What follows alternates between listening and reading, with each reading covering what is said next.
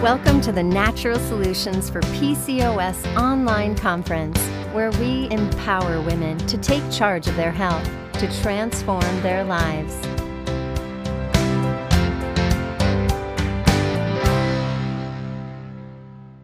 Welcome, everyone. This is Robin Nielsen, and today I am so excited to be able to share with you Dr. Marvin Singh.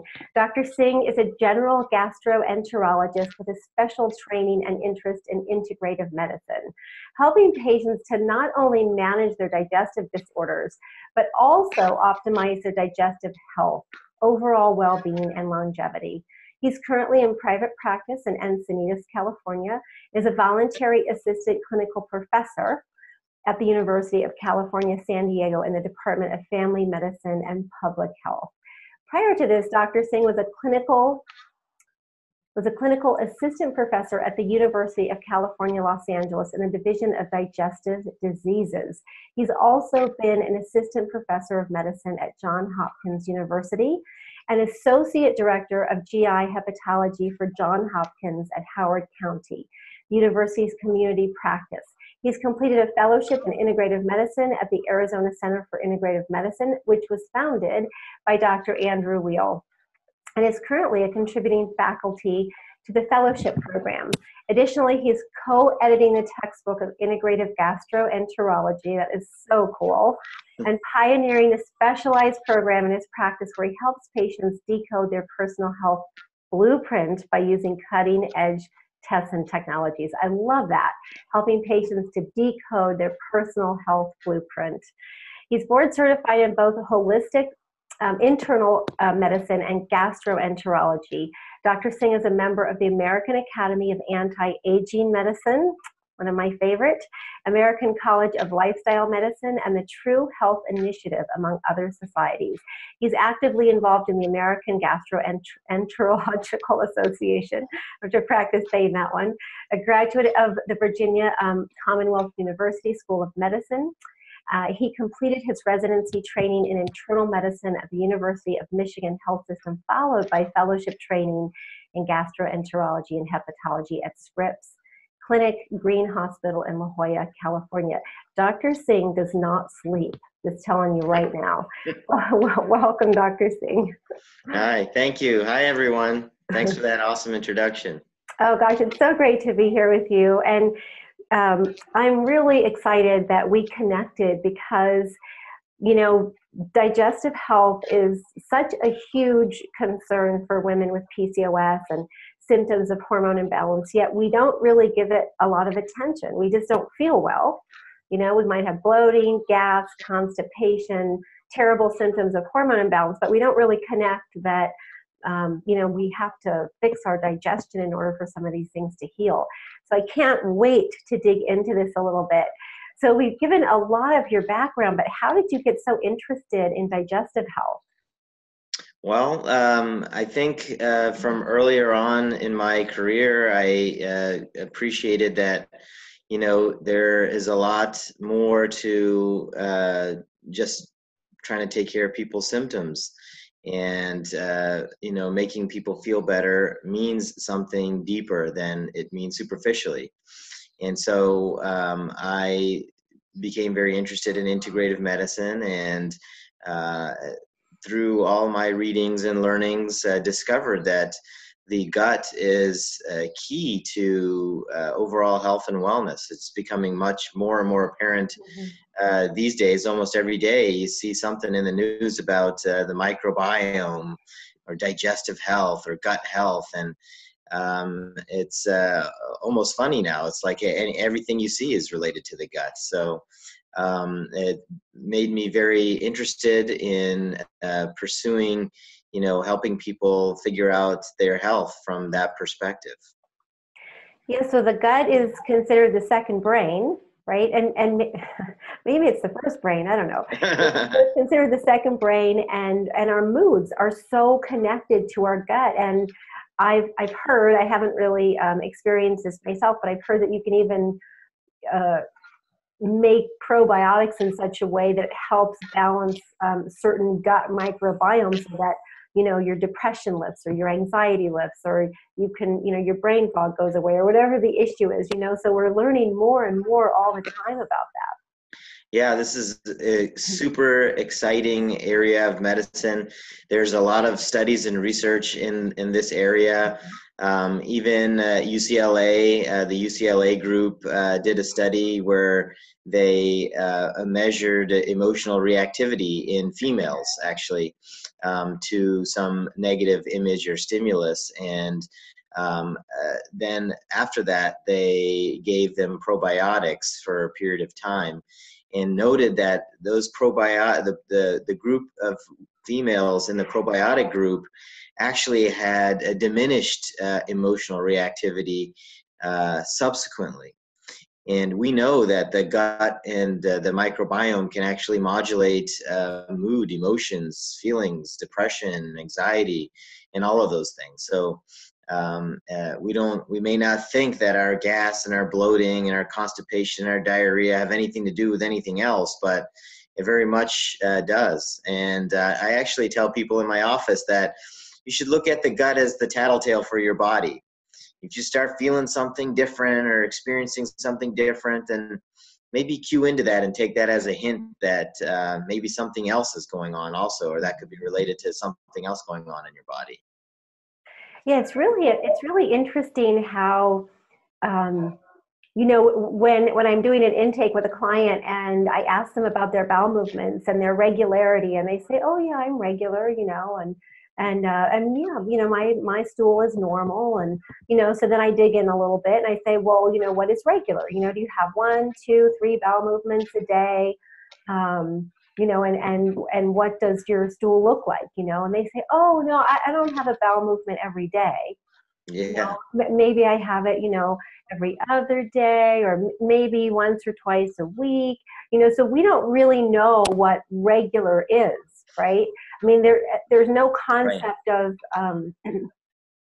what regularity is, what well, because I talk about poop a lot, I think a lot of my community knows what a stool should look like. But I would love for you to tell us a little bit about, what is regular, Okay. and what should your stool look like? Isn't it in Chinese medicine? Isn't like the stool and the regularity and what it looks like? Isn't that like the biggest deal?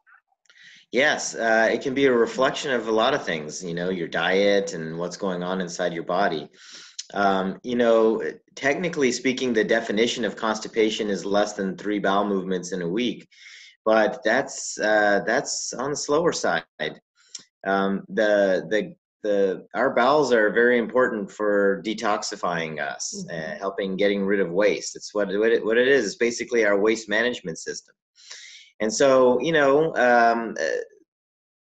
at least once a day, I would say, is regular. And some people would even say having more than 1 bowel movement a day, having a couple of bowel movements a day is not necessarily a bad thing. There's a difference between having diarrhea and having formed stools. One of the nicest descriptions that I heard, I forget which book it was, a normal bowel movement is basically a nice formed soft bowel movement that's easy to pass, that you're not straining to get out, and that falls into the toilet bowl almost seamlessly. If it's too hard or you have to strain, that could be an indication that you might be dehydrated or that you didn't have enough fiber in your diet, or a variety of other things. We want to make sure that the stool exits the body and falls into the toilet bowl without basically making too big of a splash. That basically tells you that that you got it right. Yeah. Oh, that's great. I like not too big a splash. And nice talking about poop first in the morning. And what about the stool floating or sinking? What does that signify? Well, I think it's kind of the same concept. If you have a big hard stool versus a nice softer stool, may determine whether it's going to be, you know, kind of sinking down or not. Well, if the stool sinks or floats, that could be a little bit of a determination for you as far as how much fiber you may have ingested. And if the stool is nice and formed and soft, it'll come out seamlessly and may sit in the toilet bowl in a normal way. If it's really hard, it may sink to the bottom and be hard. One of the other things to look out for is fat droplets. Sometimes people actually see droplets of fat in the stool or in the toilet bowl. That has a special term. It's called steatorrhea. And that basically may be a hint that something could be going on in the digestive tract that's not allowing you to absorb very well. Right. Yeah. And that's really important to note, right? Whether you are absorbing well or not. And so any sign or symptom or clue that you can get is really, really important. So I think ideally you want your stool to sink in the toilet. Is that correct? Sink, perhaps not drop like an anchor, but sink. Yes, that's true. So no splashing. So if your bottom gets wet, you know, when you're on the toilet, then got to keep working on it. Keep working on it. Keep working on it. Good. And so it's, you know, our bodies are telling us, you know, all the time, you know, if how you're living your life is working or not working, right? Through all these little signs, and your stool is a huge sign of how things are working. And you know, bloating and diarrhea and, you know, constipation like we talked about, and talk about intestinal or, you know, cramping a little bit that is really related to digestion. You know, sometimes there's pain associated with digestion.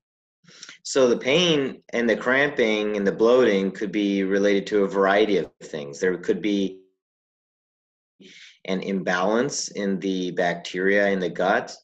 It could be that you have a lot of gas forming or gas producing bacteria when they ferment the food. They produce gases like methane and hydrogen, and that can cause the bloating and excess gas production, even belching some people complain of. That can change the motility of the gastrointestinal tract also. Mm-hmm. So people may experience cramping. Sometimes people have more bowel movements than they want. Some people have less bowel movements than they want. Mm-hmm. I think everybody's a little bit different, and it may depend on what sorts of bacteria you have doing that type of stuff inside of you. Yeah, I love what you said about how the women who were given probiotics had, I think it was like less emotional response. I'm not sure if you said this like that, but less emotional response to things. And that's very, very important for women with PCOS and hormone imbalance, because we seem to have much less stress resilience. So we're much more reactive to everything, right? And of course, we're always reactive in a very emotional way. And a lot of times it's irritability, right? Mm-hmm. We're really irritable, and that's those higher androgen levels. Yeah. So can you share with us about, let's talk about digestion from the mouth to the anus, if you would bore us with those really important details. And then I want to touch on antacids as being a fix for everything. Okay, you know, digestion starts in the mouth. It starts when you put the food in your mouth, and we have salivary enzymes in our mouth and our saliva that start the digestion process. And, you know, when we chew the food with our teeth and swallow it into the esophagus, it goes into the stomach, and then into the small intestine, and then into the colon. Sounds pretty simple, but if you actually think about it, this is a huge surface area that all of these things have to cover. If we took your intestinal tract out and laid it on the ground, it would cover approximately the length of a doubles tennis court. So just imagine that all of that surface area is inside of just our little bellies. And it does so much work. I mean, there are over 100 trillion bacteria that live within just our gastrointestinal tract. They outnumber our human cells 10 to 1. Their DNA pool outnumbers our DNA pool, human DNA pool, 100 to 1. And that's just within the gut. We have these bacteria in our skin, on our skin, in our mouths, and we're learning about these microbiome ecosystems in various other parts of our bodies as well. And most likely they communicate with each other. In PCOS specifically, very interesting, I recently saw in the literature that we know that an imbalance in gut bacteria can be contributory to PCOS. And in females that have PCOS, they have also an imbalance in their oral microbiome, which can actually also contribute to gingivitis and periodontal disease. Because P. gingivalis, which is one of the main bacteria that cause this problem in the mouth, is totally out of balance. That is super interesting. You don't think about, your mouth as being a place that could cause hormone imbalance, right? Yeah. But it absolutely can. And that's another, it's so awesome that you mentioned that, because when I was in my late teens, I remember I was going off to Yellowstone to work for the summer. And I had to take my Sensodyne toothpaste because my gums were receding and I was so sensitive.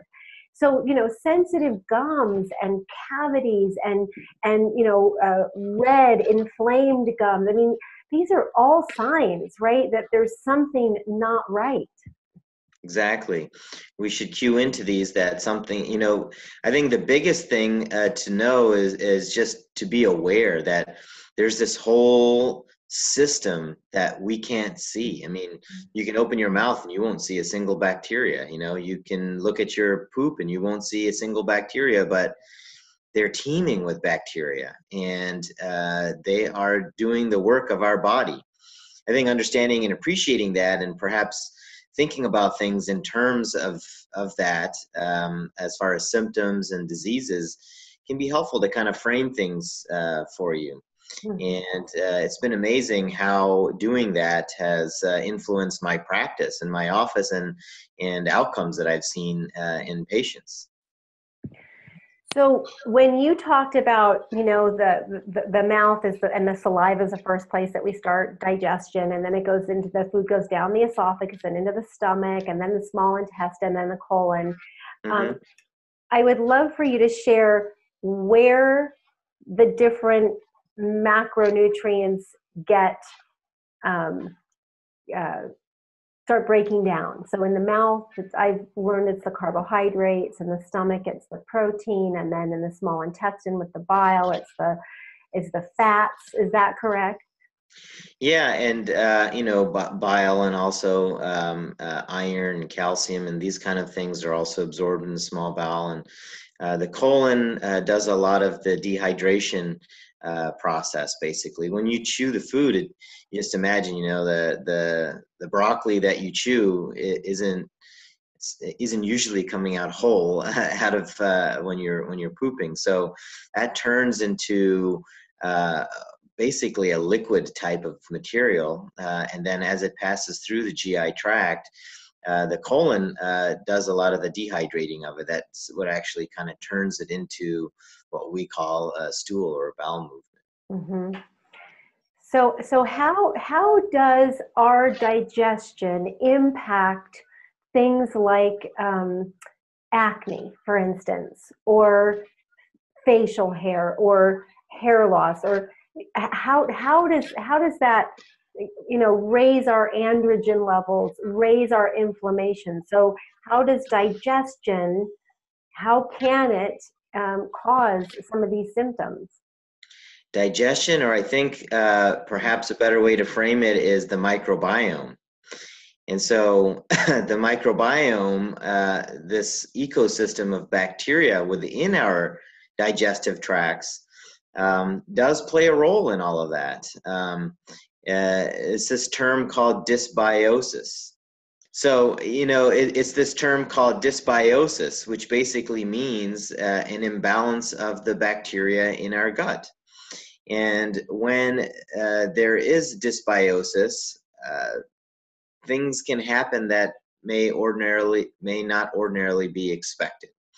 This is a very early science that we're talking about. There's a lot of things that we don't yet understand that we're starting to understand, but we do know, and there is definitely literature in PCOS, that some of these things that we see are related to an imbalance of gut bacteria. And, in animal models, there are some very interesting, exciting studies that have been done kind of showing how manipulation of the gut microbiome can actually influence some of these things that you're talking about, some of these symptoms of PCOS. Mm-hmm. What's also very interesting is that I wondered, what does metformin do when to the gut? Has anybody studied that? Because metformin is like one of the, common drugs that people take for PCOS. And there's at least one study that I saw that was describing how certain populations of bacteria are shifted by the use of metformin. And perhaps, like we take these drugs and we think that, oh, it's the drug that's helping with this or that, and the drug may be helping with this or that, but how is the drug helping with this or that is the question. And perhaps it's by manipulating the gut microbiome in our favor. We may not even know all of that when we're developing these drugs, but that's what they're doing. Yeah, metformin is very common in our community, and it has helped in a number of ways. There are a lot of women who can't tolerate it. It gives them diarrhea, it gives them a lot of stomach pain, and so they go off it immediately. And then others, see some real benefits from it for sure. And so it just kind of depends on, I think, the person's system and how their microbiome is set up and able to deal with that. So. Exactly. So can you share, like, what's going on when a woman feels bloated? How? I mean, we need to pay attention, right? But where do we start? How do we address that? Well, when somebody's feeling bloated, we have to understand that it's bloating and gas is not produced by human cells. It's the bacteria cells that are fermenting the foods and producing these gases. And so one of the things to think about is not only what kind of bacteria could be there that could be contributing to that, but what kind of foods am I eating that could be allowing the bacteria to do that in the first place. And so we often talk about, a low Fodmap diet in gas and bloating and irritable bowel syndrome. And these are basically, to kind of put it simply, groups of foods that are fermentable sugars. So when you eat them, the bacteria love to turn them into gas. And so avoiding these types of foods can help improve symptoms just alone without any testing or anything. Small intestinal bacterial overgrowth is another thing to think about. That's very common in people, particularly people with irritable bowel and gas and bloating. And sometimes you need a treatment for that as well. So a variety of different things, food sensitivities, stress.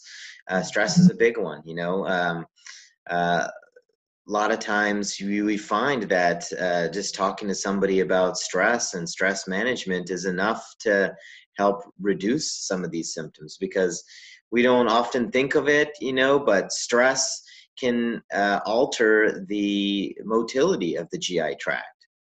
And if the GI tract isn't squeezing and moving things along like it should, then you may get some gas, bloating, abdominal pain, cramping type of symptoms.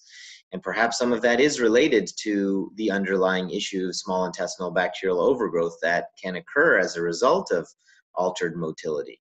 So you hit on something really, really important, which is how stress impacts the digestive process.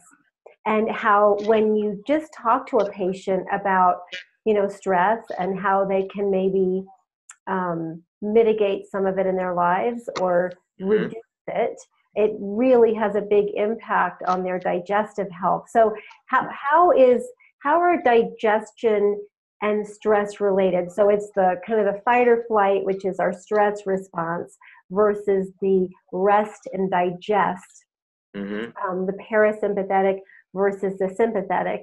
So how do they work together, or how are they different, and how do they either support each other or really interfere? Stress plays a huge role in digestion and how we feel. To think of it in simple terms, I try to tell people that when you're in a fight or flight type of a situation, when stress levels are high, the body is not so concerned about digesting the food that you ate 5 minutes ago. The blood in our bodies is shunted towards our extremities in our head so that our brain can be functioning at a higher level and we can get out of wherever we need to be. It's kind of an innate, system that was built in so that we could survive when there was some stressful event. The problem is that there's not always a stressful event, and most of the time they're actually not a stressful event, and there never was a stressful event. It's this chronic low-grade stress, this anxiety, this worried feeling that many of us carry with us on a day-to-day ongoing basis. And so the body gets confused. The body thinks that there's this fight or flight going on, and there's not. And digestion is altered as a result of that. And this also affects our mood. Things kind of snowball together very easily. Just like when one thing goes wrong, 2 things can go wrong, 5 things can go wrong. If we learn about some of these concepts, then we can actually snowball in the reverse direction. And that's what's exciting to see. When you talk to somebody about stress management and help them understand that stress can alter the way that their bowels are functioning and how they're digesting their food, then you'll start seeing things happen in the reverse direction. And that's exciting. And we have a lot of very cool, exciting research these days, even showing that situational stress can cause alterations in the microbiome. The brain and the gut are connected to each other, through a nerve called the vagus nerve. And this is like a two-way highway where very high-speed highway where information is just shooting back and forth constantly. We may not see it, we may not feel it, we may not even know that it's going on, but it's going on. It's kind of like we have our laptops here, and we don't see what's going on inside the computer, but if we took it apart, we'd probably see a lot of flashing lights. And as a result, what we're seeing is we see the light on the screen is on. I can see the cursor on the monitor. But what's going on in the background to help that actually happen? That's where all the magic is. Yeah, so stress can really alter a lot of things, and like you say, it can even be something like I lost my car keys, right? I can't find my car keys. So 90 to 95% of the serotonin in our body is stored in the gut. And so, when these bacteria and the metabolites in the bacteria may be responsible for, modulating what hormones are released and what neurotransmitters are released, and even imbalance of the gut bacteria can reduce the amount of short-chain fatty acids in your colon, which, people may have heard of butyrate as an example of one of these. And, there's even some research showing that butyrate could be perhaps playing a role in signaling between the brain and the gut as well. So all these things are really very intricately woven together, and definitely all are related to each other. So, when you have a lot of stress and that's not addressed adequately, that can cause an imbalance in the gut bacteria, which can contribute to the feelings that we feel and the symptoms that we feel. Mm-hmm. It's interesting because it's a little bit of a catch-22, right? So if you're irritable, then you're going to perceive stress, a lot more readily and really impact your digestion. But then if your microbiome isn't just where it needs to be, that's going to affect how you feel. And so it's really like being aware and paying attention and starting to make some big changes in your life to fix some of this. You mentioned, I don't want to skip over this lightly because it's a really big deal, that we store most of our serotonin, which is our happy brain chemical, right, that helps us with cravings and sleep and just, this is overall sense of well-being. We store most of it in our gut. Right. Isn't that fascinating? I mean, that's phenomenal. We take these antidepressants thinking that, oh, it's all going to come in our brain, but we can unleash the power of the serotonin that we have, perhaps by focusing more on digestive health, what we're eating, what we're doing, how we're sleeping. These are concepts that seem really simple, but watching what kind of toxins you're exposed to, what kinds of toxins you're ingesting, what kind of foods you're eating, how you're managing stress, how much you're sleeping, your social interconnections, how much fun you're having in life. All of these things play a role in digestive health and in the microbiome, exercise, all of these things. And, we know that when people do these things, they develop more richness and diversity in their microbiome. And that then causes there to be more resilience in your whole ecosystem. And a resilient microbiome makes a resilient human being. So they all go hand in hand. They seem like really simple concepts, but integrating, all of these things into your life can be a challenge, and you have to kind of do it systematically. But that's what I meant by snowballing earlier. When you start doing at least something, start doing one or two of these things, you'll notice that you may start feeling better, and then you'll be able to do the next thing and the next thing. And then, hey, all of a sudden your sleep got better. Hey, all of a sudden my acne went away. Hey, look, I lost 10 pounds in 3 months. And how did that happen? I wasn't even trying, but you are trying. You're just more aware of what you need to do. Yeah, I love that whole concept of it can snowball downhill, right? Yeah. All these bad things can happen before you know it, but it can also snowball uphill.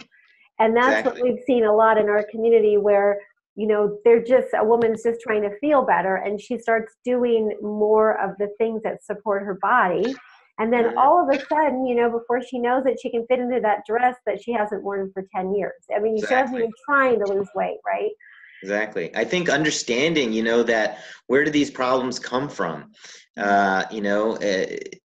We know that androgen exposure to baby females can contribute to gut dysbiosis and PCOS themselves. So, understanding that, hey, this is not just something that I have to deal with my whole life, and that's how it is, and let me just take my medicines, and that's the best I can do, and it is what it is. In some cases, perhaps it is, but in a lot of cases, we have the ability, with the knowledge that we have, to take control over our lives and do something to try to help instead of just caving in and giving up. We can do things that, we may not totally cure a problem, but we may drastically improve it. And these things, these lifestyle measures, the diet and sleep, exercise, stress reduction, all of these things can help modulate the microbiome, which can help you feel better. And, as a parting gift, the bloating and the digestive issues get better as well. As a parting gift, that's very nice, and it is really a gift. So I'd like to change direction just a little bit and talk about what's going on when you have like IBS or or, diarrhea constantly, or and really that would happen more with thin PCOS. So that's more of a thin PCOS. Constipation is more of a heavy PCOS. I think that that's more common. Mm-hmm. But diarrhea does happen too. And what's going on there? So, it could be many people may have small intestinal bacterial overgrowth. That could be one thing. And you also want to look at how much fiber you're having in your diet. Fiber is like a fertilizer for the good bacteria in our guts.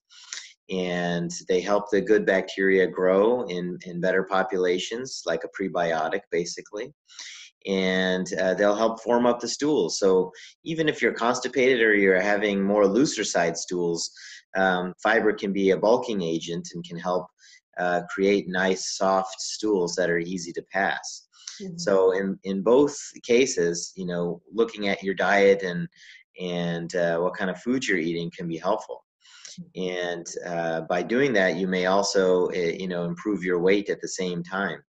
Sometimes we get stuck in these cycles where, you have these cravings for particular kinds of foods and carbs and that kind of stuff, fast foods. And this is all part of the metabolic derangement that we experience when we have PCOS or other types of conditions that are associated with dysbiosis. And breaking that cycle is the hard part. It's always the hardest when you start, but if you give it a good go, then, as soon as 3 weeks later, you may say, man, I can't believe I even was eating that stuff before. Right. It's amazing. I was doing an interview yesterday, and it was all about relationships and how you can get, your partner, your spouse, your friends, your family on board with some of the changes that you're trying to make. Because when you're trying to make these changes, some of the hardest things to overcome is just dealing with the people in your life, right? Yeah. And them forcing you to eat pizza when you go out, or whatever it is. And I really loved what was said about that. Our path is an unusual path, right? The path that you're on, the path that I'm on is very unusual. It's not the norm. And I mean, just, on my trip driving through Mexico, I mean, it was hard to find decent vegetables, even though they were growing everywhere. And that's common, across the United States. Like, I live in an area where we have like the best produce in the world, but most people don't. So I'm living in a complete vacuum, So I think that, understanding that you're on an incredible journey, but a different journey that will someday be the norm, but it's just not right now. Yeah. Yeah. And, it seems really daunting when you're traveling. A lot of people fly for business all the time.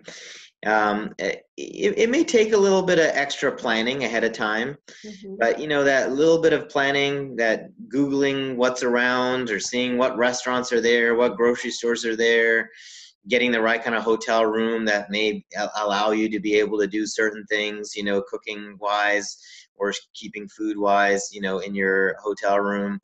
These little things that take a couple of minutes to figure out can really help you a lot in the long run. It's just a little bit of extra planning.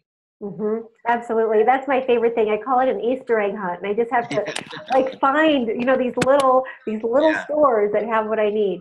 So, so Dr. Singh, will you share with us, what are your top ways to help someone get their digestion operating better?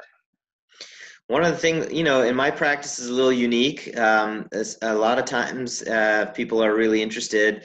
I usually try to talk to them about getting their microbiome tested so we can see what sorts of bacteria are in their gastrointestinal tract and what those bacteria are doing. There's some really awesome technology out there these days that we can explore that in a little bit more detail. And use artificial intelligence to even help determine what kinds of foods somebody should eat. So, this test called Biome is one that I use a lot.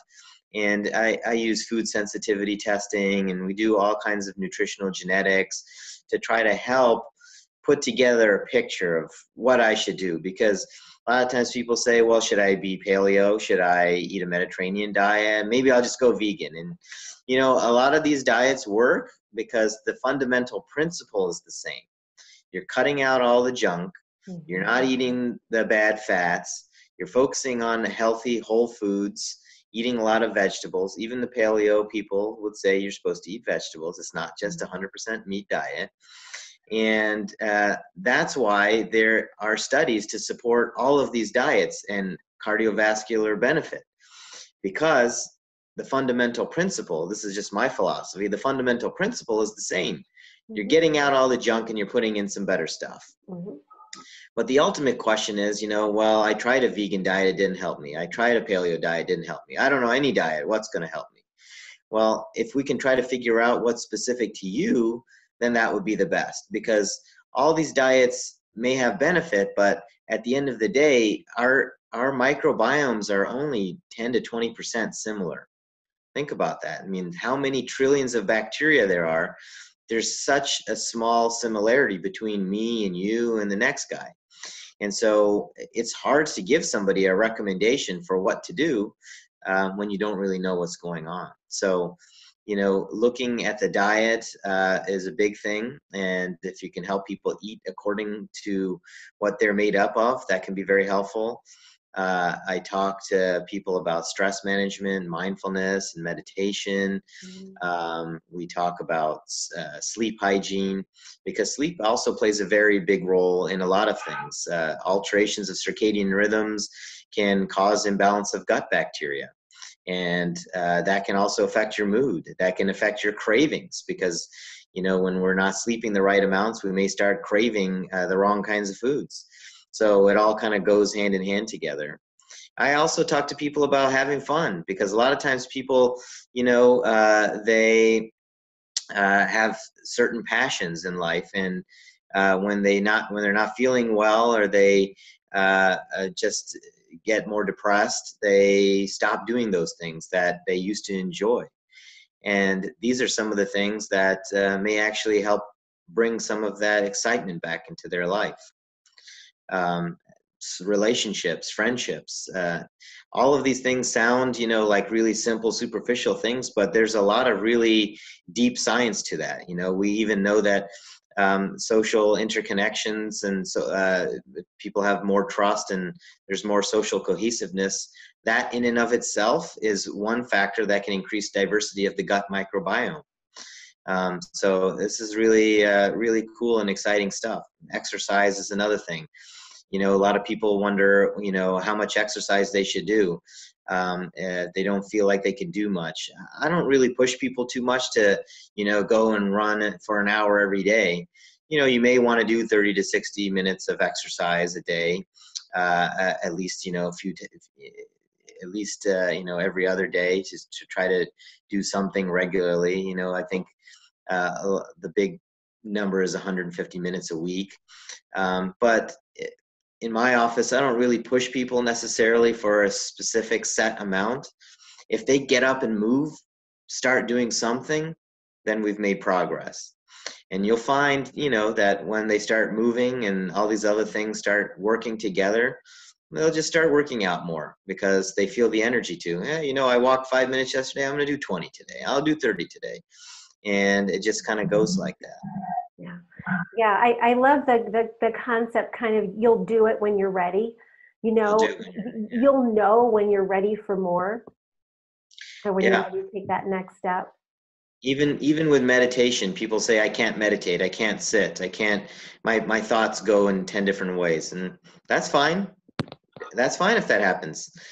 Just sit there and focus on your breath. Watch yourself breathing. If you do it for a minute, and you do it for 5 minutes, then you'll start feeling the relaxing benefits of it. And then maybe you'll want to take a class. Maybe you'll want to look at something online. Maybe you'll read a book on mindfulness and meditation, and it'll just go from there. Mm-hmm. How important is mindful eating for healthy, strong digestion?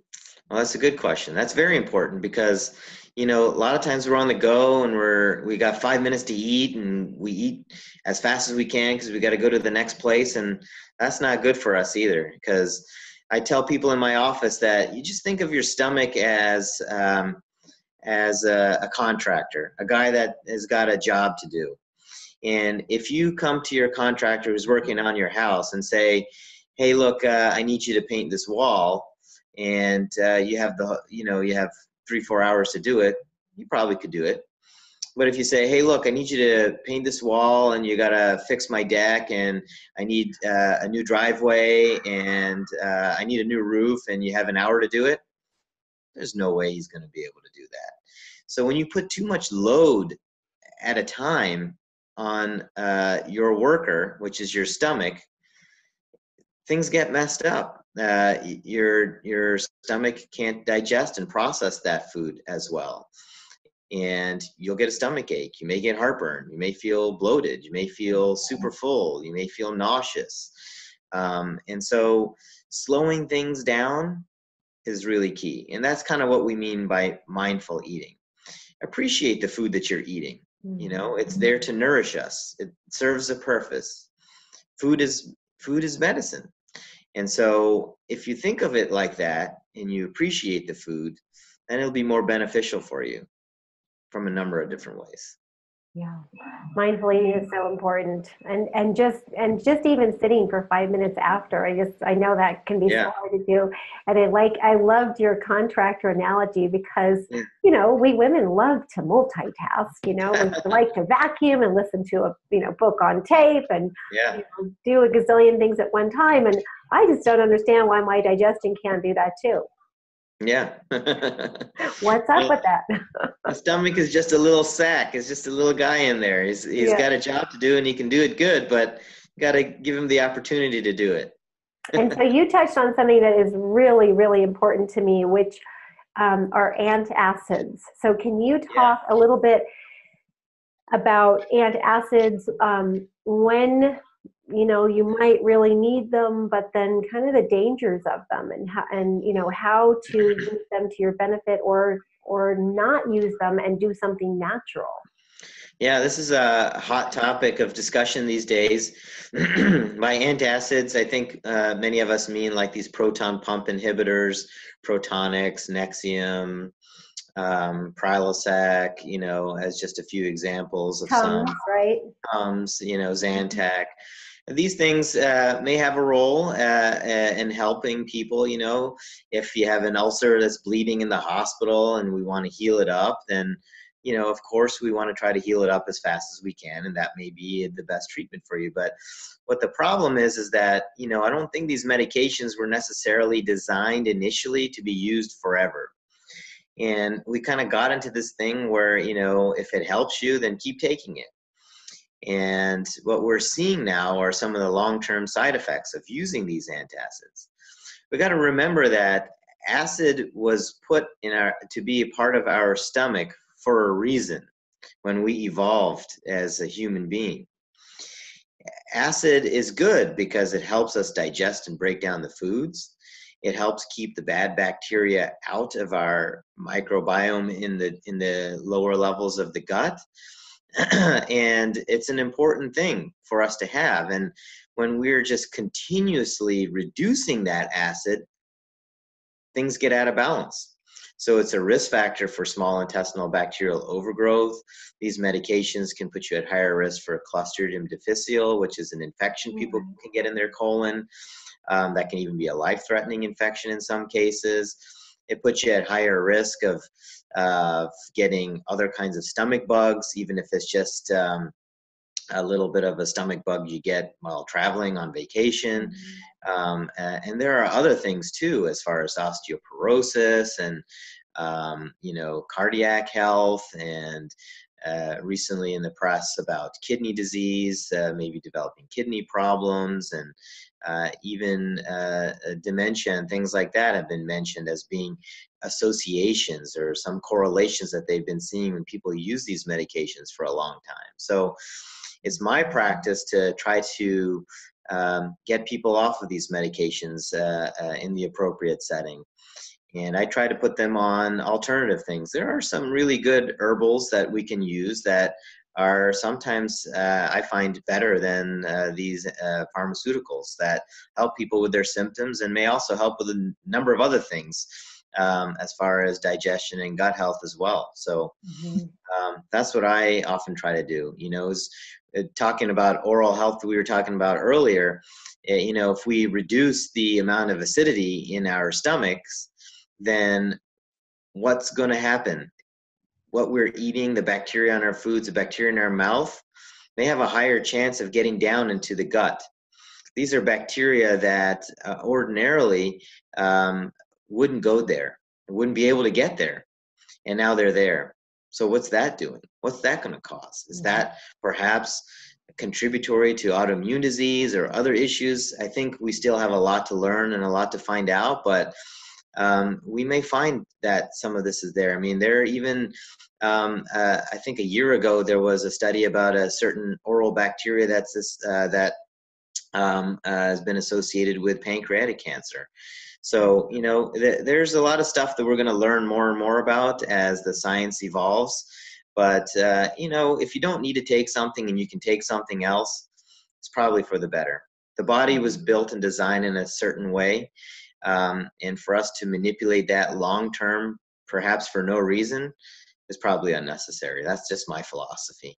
Yeah, and the stomach acid is really our first line of defense, for our immune system, and potentially decreased muscle mass, potentially decreased brain chemistry, because it all comes from amino acids that that our strong stomach acid needs to break down that protein so that we can build good muscle, bone, brain chemistry, all of that. So yeah, I love that you try to transition people off of that. That's great.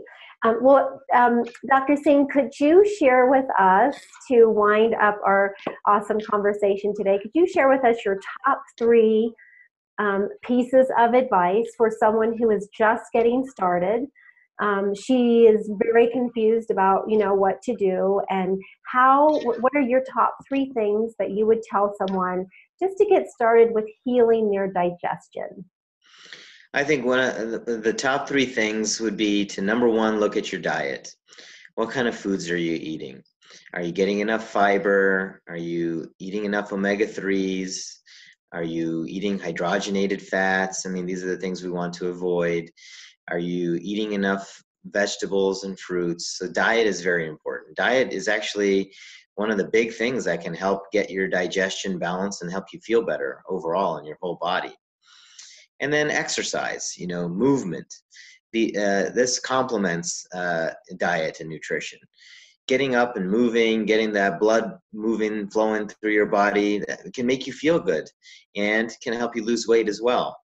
And stress reduction. I think those are my top 3 things of the things that we've talked about. There are definitely a number of other things to do that you can get to. But on an entry level, I think those are 3 main areas. Stress plays a lot larger role than I think we give it credit for. So looking what you're eating, moving, and trying to reduce your stress and learning how to reduce your stress, learning where your stress comes from so that you know how to reduce that stress. That's the important thing. And you can actually do all 3 very easily, eat a healthy diet and go for a walk. You maybe talk to a friend on the phone while you're going for that walk. And you're reducing stress, you're exercising, and you ate good before you went out. Yeah. Doesn't have to be complicated. That's so great. And all those things that you talked about reduce stress, right? If you're walking and you're in community and you're eating good food, those are all stress reducers right there. Right. I've seen people get rid of panic attacks just by changing their diet. It's amazing. It is incredible. Well, thank you so much for sharing your wisdom with us today. It's really awesome to understand digestion a little bit better and to kind of put the pieces of how our actions affect our digestion. Exactly. Thank you for having me. Yeah, thank you so much. And thank you, everyone, for joining in today. And I will see you next time. Bye. Bye. Hi, this is Robin. If you're passionate about your health like I am, consider owning the entire conference collection of interviews for your health library. You won't want to miss the fantastic pearls of wisdom from each amazing expert, so you can have one small win at a time. You're worth it.